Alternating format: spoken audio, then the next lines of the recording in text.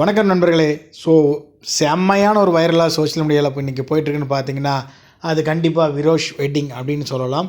Because S, Vijaya தேவகொண்டாவும் அதே போல் ரேஷ்மிகா வந்து பார்த்திங்கன்னா ரொம்ப நாளாக லவ் பண்ணிகிட்டு இருந்தாங்க. ஸோ இப்போ இவங்களுடைய மேரேஜ் வந்து அஃபிஷியலாக வந்து 3 to 4 டேஸ் நடக்கிறதா சொல்லியிருந்தாங்க.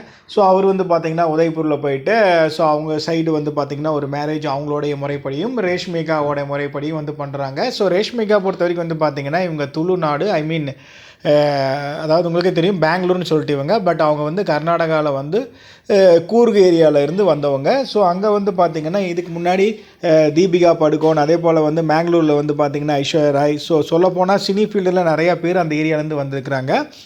ஸோ இவங்க விஜய் தேவரகொண்டா வந்து பார்த்திங்கன்னா இவங்க 2 பேருமே வந்து உங்களுக்கே தெரியும் ஃபஸ்ட்டு படத்துலேயே 2 பேர் வந்து ஒரு மிகப்பெரிய ஒரு காதலில் வந்து விழுந்துட்டாங்க. ஸோ இவங்க வந்து ரொம்ப நாளாக லவ் பண்ணிட்டு இருந்தாங்க.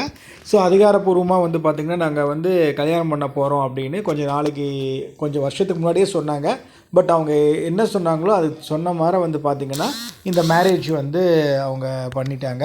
உண்மையிலே வந்து எல்லா பிரபலங்களும் வந்து பார்த்திங்கன்னா வாழ்த்துறாங்க. அதே போல் ஒரு சிலர் வந்து பார்த்திங்கன்னா இவங்களுடைய கல்யாணத்துக்கு வந்து வாழ்த்து தெரிவிக்கலை. ஸோ அது வந்து பார்த்திங்கன்னா ஒரு சின்ன கான்ட்ரவர்சினால் வந்து ராஷ்மிகாவுக்கு வந்து கன்னட திரையுலகிலே நிறைய பேர் வந்து வாழ்த்து தெரிவிக்கலை அப்படிங்கிறதா வந்து நிதர்சனமான உண்மை. அதே நேரத்தில் பல பேர் வந்து பார்த்திங்கன்னா ரேஷ்மிகா விஜய் தேவரகொண்டாவுடைய பேருக்கு வந்து பார்த்திங்கன்னா வாழ்த்து தெரிவிக்கிறாங்க. ஸோ கீதம் கோவிந்தம் படத்தில் ஆரம்பித்தவங்களுடைய காதல் இன்று வெற்றிகரமாக கல்யாணத்தில் முடிஞ்சுது.